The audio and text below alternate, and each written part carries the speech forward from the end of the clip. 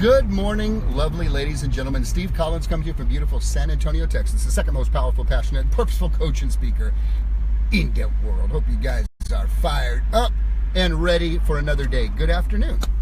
I can say good afternoon because it is 8:25 Central Standard Time. Little Ella Bella here and I have been up since 4:20. Already did our CrossFit, already had the day planned, got everything in order, have accomplished quite a bit before the day has even begun. So I know it's played. Ella reminded me it's played. We all know it's played. We all remember when Whitney Houston did her I Will Always, and we got sick and tired of that, right? Just like we did with Now Watch Me Whip, Now Watch Me Nay Nay.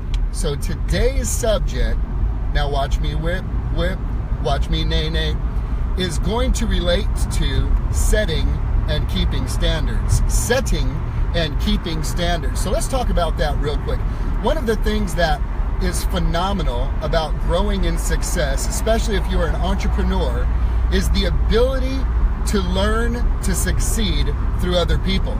You see, the biggest challenge in that step is everybody thinks that nobody can do it as good as them, whatever it is. Well, nobody does it as good as me. Well, I'm not going to hand that over to somebody else because nobody does it as good as me. Well, what if they mess up? What if they make a mistake? Nobody does it as good as me. This is a challenge. So succeeding through others requires a certain amount of skill that is not natural to anybody's personality. It is a developed skill set. And a skill set in leadership is learning how to motivate, lead, inspire, and encourage others into their greatness. Zig Ziglar said it this way: you don't build a great business. You build your people great, and they build a great business. The focus is on the people. So what do I mean by, so watch me whip, now watch me nay nay? I was reflecting on this story, talking with my sons about a part of Jesus that nobody talks about. We were discussing the other day when he was talking to a Phoenician woman and said, it's not right for me to give the dogs the children's food. We were talking about when he was talking to people intensely and rebuking the Pharisees, calling them whitewashed tombs that look good on the outside but are full of dead men's bones, and that they were the blind leading the blind. And I love my 10-year-old's response after a pensive few moments of silence. He looked at his brother and simply whispered, savage. Oh yeah, baby, there's a savage side of Jesus that we can learn from. You see, one of the scriptures and a prophetic word being foretold of Christ, or the coming of a Christ, said that passion or zeal for his Father's house would consume him. It would consume him. This was demonstrated when he was coming into the temple and there were money changers and people selling the pigeons for the law of Moses for different sacrifices, but they had turned the house of God into a money-changing place. He busted out his whip. He got his whip, and he said, nay, nay. He got his whip, and he said, nay, nay. And he established through his action and activity the demonstration that this standard was not just a spoken standard. Are your standards really standards, or are they merely a wish? Are your standards really standards, or are they merely a dream? See, your standards do not truly show up as standards until there is a violation of the standard. Then at that point, what do you do? Let me give you a little hint. If you employ people, this is something that Gary Keller, the founder of Keller Williams, taught me and many others many years ago. Most people are worried about becoming the bad guy or the bad girl when it comes time to address issues of not meeting the standards and expectations upon employment. And he said this: you're the bad guy if you haven't gotten an agreement upon the standards in writing. Because now you have to come in and people can feel bad because you're the bad guy correcting them. But you see, when you truly hire someone the correct way, you empower them with the knowledge and the skills and the material that they need to succeed at a high level, and you have them sign an agreement that says, here are our standards and expectations, then when there is a violation, that at a review point, you can simply slide the paper across the table and say, let's review what we agreed to and let me know how you're doing.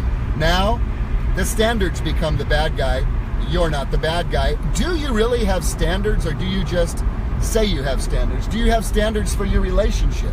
Do you have standards for your marriage? Do you have standards for your parenting? Do you have standards for your business? Do you have standards for your personal physical health and well-being? Do you have standards, or do you just have witches? Did you have little witches, or did you have standards? That's what I want to know.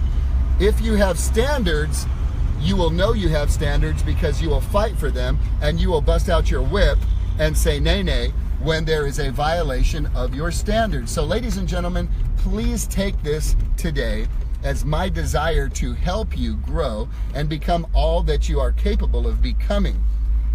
At some point, if you're worried about the backlash of you holding to your standards, well, then I'm just going to say, friend, you're not ready for leadership. Remember, thick skin, soft heart.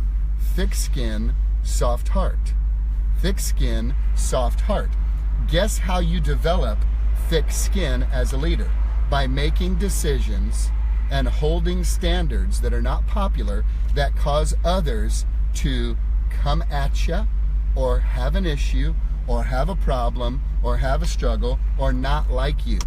If you desire for everyone to like you, then, my friend, you're just not ready for leadership.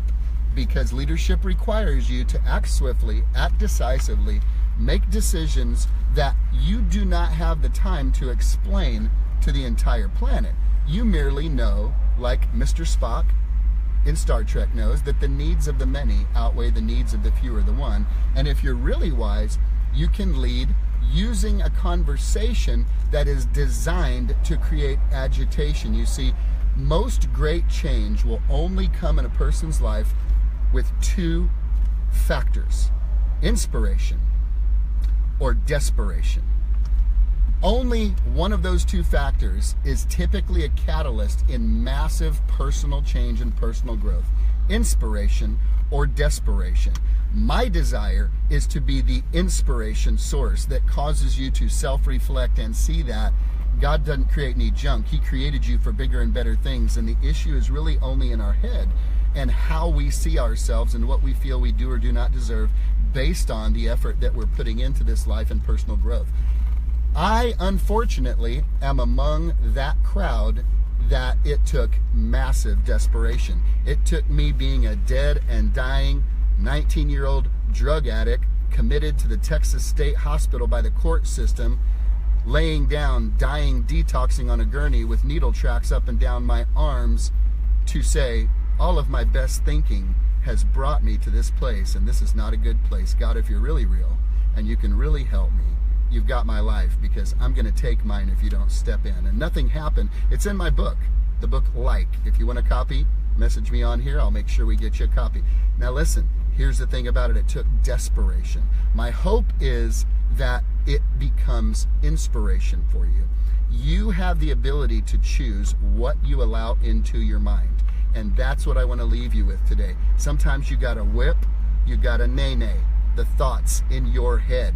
You can't keep a bird from flying over your head. You can keep him from building a nest in your hair. What do I mean by that? You cannot stop the first thought from hitting your head, and you can decide how long it's going to stay there, whether or not you're going to be in agreement with it and dwell on it, or whether you're immediately going to replace it with something more powerful that you can say to yourself. Nobody is going to do it for you. Ladies and gentlemen, the heavy lifting of this life is changing what's up here. Our thoughts lead to our feelings, which lead to our actions or inactions, which lead to a result. You are in charge of your thought life. Do you know, in my home we wake up almost every single day and I turn on Les Brown or Zig Ziglar or Brian Tracy or Jim Rohn or some type of motivational, inspirational information that's going through the house, and all 6 kids that are in our house are waking up to this type of conversation before their thoughts even have an opportunity to hit them, because we are intentionally sowing good seed into our children as we are doing it in ourselves. So let me ask you this. There was the temple. It wasn't doing what it was supposed to be doing. Jesus had a standard. He came in with his whip and said, nay, nay, my house shall be called a house of prayer, and you've turned it into a den of robbers. He set the standard. He held the standard by his action activity. What is the temple in your life today that you need to enter into and whip and nay, nay? What is the temple? My guess is it's your thought life. It's the temple of your thinking. What are you thinking about? And are you even conscious that those thoughts are either hitting you by default or by design? And ladies and gentlemen, you have control. You have the ability to decide what you're going to think, what you're going to feel, what you're going to believe. So my encouragement today is go in that brain of yours and give it a whip. Give it a nay-nay. Clean the temple and fill your mind with the things that will help you see yourself the way the good Lord sees you. Loved, blessed, overwhelmingly the apple of his eye, so that you can show up in your greatness in this life. The world is not served by you playing small, ladies and gentlemen, or playing not to lose instead of playing to win. Change your thoughts, change your lives, and have an awesome day.